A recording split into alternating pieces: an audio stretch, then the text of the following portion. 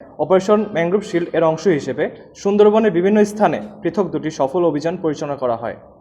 এসব অভিযানে দুর্ধর্ষ ডাকাত বড় জাহাঙ্গীর বাহিনীর হাতে জিম্মি থাকা একটি মাছ ধরার নৌকাসহ 2 জন জেলেকে জীবিত উদ্ধার করা হয় এবং অস্ত্র ও গোলাবারুদ সহ কুখ্যাত দয়াল বাহিনীর একজন সক্রিয় সদস্যকে আটক করা হয়। গত 15 এপ্রিল 2026 তারিখে মংলা থানাধীন জয়মনিরগঞ্জ এলাকায় সুরমারা খাল সংলগ্ন স্থানে মাছ ধরতে গিয়ে 2 জন জেলে বড় জাহাঙ্গীর বাহিনীর হাতে অপহৃত হয়। ডাকাতরা তাদের জিম্মি রেখে মুক্তিপণ আদায়ের উদ্দেশ্যে নির্যাতন চালায়। পরবর্তীতে গোয়েন্দা নজরদারির মাধ্যমে জিম্মিদের অবস্থান নিশ্চিত করা হলে 16 এপ্রিল 2026 তারিখ বিকাল 4টায় কোস্টগার্ড ব্রিজ মংলা কর্তৃক মূর্তিখাল সংলগ্ন এলাকায় একটি বিশেষ অভিযান পরিচালনা করা হয়। অভিযান চলাকালীন একটি কাঠের নৌকাসহ 2 জন জেলেকে জীবিত উদ্ধার করা হয়। এ সময় কোস্টগার্ডের উপস্থিতি টের পেয়ে ডাকাতরা জিম্মিদের ফেলে বনের ভিতর পালিয়ে যাওয়ায় কাউকে আটক করা সম্ভব হয়নি।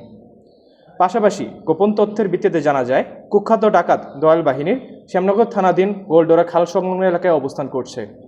প্রাপ্ত তথ্যের ভিত্তিতে আজ 17 এপ্রিল 2026 তারিখ শুক্রবার সকাল 6টায় কোস্টগার্ড স্টেশন কৈখালী কর্তৃক উক্ত এলাকায় একটি বিশেষ অভিযান পরিচালনা করা হয়।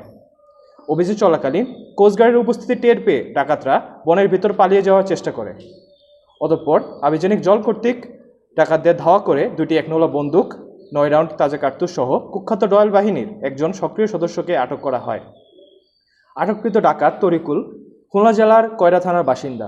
সে দীর্ঘদিন যাবৎ দয়াল বাহিনীর সক্রিয় সদস্য হিসেবে ডাকাতি করে আসছিল। আটককৃত ডাকাত জব্দকৃত অস্ত্র ও গোলাবারুদের পরবর্তী আইনানুগ ব্যবস্থা এবং উদ্ধারকৃত জেলেদের পরিবারের নিকট হস্তান্তরের কার্যক্রম প্রক্রিয়াধীন রয়েছে। সুন্দরবনকে সম্পূর্ণরূপে দোষমুক্ত করতে বাংলাদেশ কোস্টগার্ড ভবিষ্যতেও এ ধরনের অভিযান অব্যাহত রাখবে।